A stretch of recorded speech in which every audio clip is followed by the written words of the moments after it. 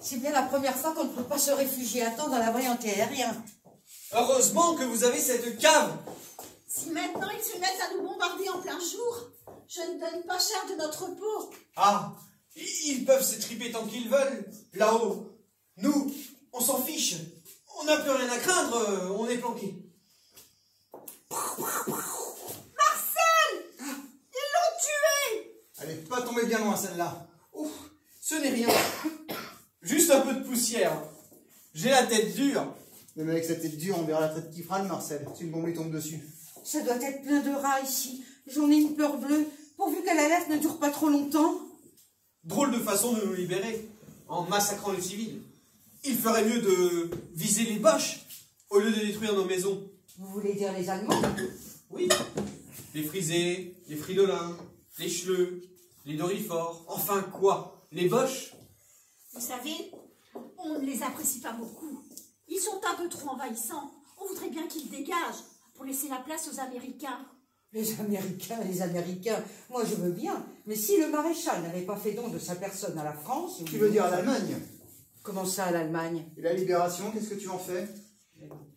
Que ça nous a évité le pire. C'est pas la libération, c'est la collaboration. Et la collaboration, qu'est-ce que tu en fais? Que ça nous a évité le pire. Je t'aurais demandé à tous les rafés du Veldiv ce qu'ils en pensent. Je ne vois pas ce que tu veux dire. Ça m'étonne pas. Laisse tomber. En tout cas, merci de nous avoir proposé de vous suivre. On voulait faire une petite surprise à ma tante Léone qui habite votre immeuble. C'est sa fête aujourd'hui, mais elle n'était pas là. En attendant, c'était moins une que ce soit notre fête à nous. Et qu'on termine boulevard des Allongés. En fait, je me présente. Marcel Queneau, négociant en vin et spiritueux. Ginette, ma légitime. Monsieur, dame. Enchanté. Moi je suis... Lui, c'est Charles Roman, directeur du service des comptes à la banque Rodier et Associés. Et moi, je suis Marie-Antoinette Roman, née d'Argentan, son épouse. Ah, mais c'est drôle ça. Vous aussi, vous êtes normande comme moi? Ah non, pourquoi? Bah, Argentan, c'est bien en Normandie. Oh mon Dieu, que c'est drôle. Mais non, c'est d'Argentan en un seul mot. C'est mon nom de jeune fille. Vous voulez dire comme l'amiral d'Argentan, le secrétaire d'État? Oui, c'est mon cousin. Il est à Vichy auprès du maréchal pour participer au redressement national. Qu'il fasse gaffe, le marsouin. Si les ricains débarquent, il risque de se retrouver comme Moussaillon à Bizerte. Mais pourquoi? Il a fait son devoir. Mais ne faites pas attention. Pour un bon mot, il serait capable de se fâcher avec son meilleur copain. Charles, depuis le temps que je te le dis, tu aurais pu ranger cette cave. Regarde un peu ce désordre. Tu ne crois pas que le désordre il est plutôt au-dessus de nos têtes? Alors le rangement de ta cave... Bah, moi, ce Non, désordre, chaque- ça me rappelle l'Exode. Ah oui, c'était le même bordel. Je me demande si j'ai bien éteint le gaz en partant. Et comme ça, si on ne saute pas avec les bombes, le gaz de France t'en chargera. Oh, arrête Charles, ne plaisante pas avec ça. Oh, mais j'espère que ça ne va pas durer trop longtemps, leur feu d'artifice. Eh bien, en attendant, on devrait faire un peu de rangement. C'est tellement sale ici. Oui, on pourrait faire les peintures aussi pendant qu'on y est.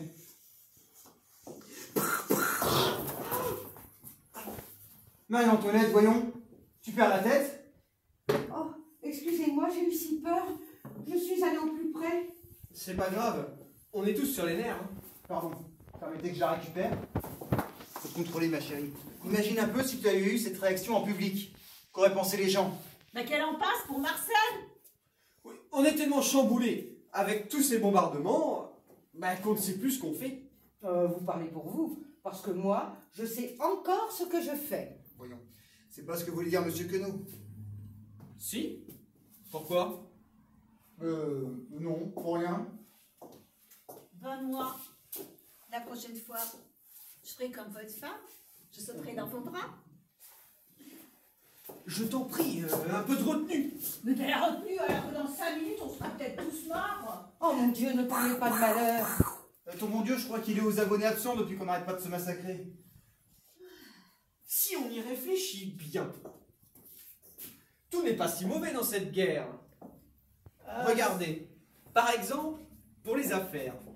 C'est sûr, pour les vampires du marché noir, c'est plutôt juteux. Voyons, Charles, ce n'est pas parce qu'il y a la guerre qu'on ne doit pas faire tourner l'économie. Ah, parce que pour toi, affamer la population, c'est faire tourner l'économie. Tu devras demander à ton bon Dieu ce qu'il en pense. Oh, je t'en prie, Charles, ne blasphème pas. Parce que condamner les fripouilles, c'est blasphémer. Je ne suis pas une fripouille. Oh ben si, un peu quand même. Enfin, qu'est-ce qui t'arrive, Charles? Pourquoi es-tu aussi agressif? Je ne te reconnais plus aujourd'hui. On connaît rarement bien les gens avec lesquels on vit. Qu'entends-tu par là? Je n'entends rien. Je constate. Ah, en t'épousant, je savais bien qu'on ne partageait pas tout à fait les mêmes valeurs. Non. Non, Monsieur Roman n'a Ah, peut-être non. pas tout à fait tort. Ah, non. Toi, ma poulette, ne te mêle pas de ce qui ne te regarde pas. Heureusement qu'il y a des gens qui se mêlent de ce qui ne les regarde pas. Sinon, on serait déjà tous allemands. Ah, le rêve de Victor Hugo, enfin devenu réalité. Lui qui militait pour une Europe unie. Je ne sais pas si tu es au courant, mais les Allemands l'ont déjà unifié, en l'occupant par la force. Oh, toi, avec tes idées contestataires, tu vas finir par nous faire arrêter. Ha! Vous deviez être pour le Front Populaire en 36. Vous, monsieur Roman, non? Et vous, pour la cagoule? Ha! Par pitié, évitez de parler de politique. C'est toujours un sujet de dispute. Vous avez raison. On ferait mieux de prier le ciel afin qu'il nous protège du pire. Et avant qu'il nous tombe sur la tête. Et pourquoi seulement nous? Et les autres? Ils n'ont pas le droit d'être protégés? Bien sûr, les autres. Ah oui, mais nous d'abord. Hein. Si c'est nous qui prions, ça paraît normal qu'on soit servis les premiers. Hein. Vous confondez négoce en tout genre et protection divine? Non, c'est seulement une question de priorité. Je trouvais pas mon sac. Bah alors,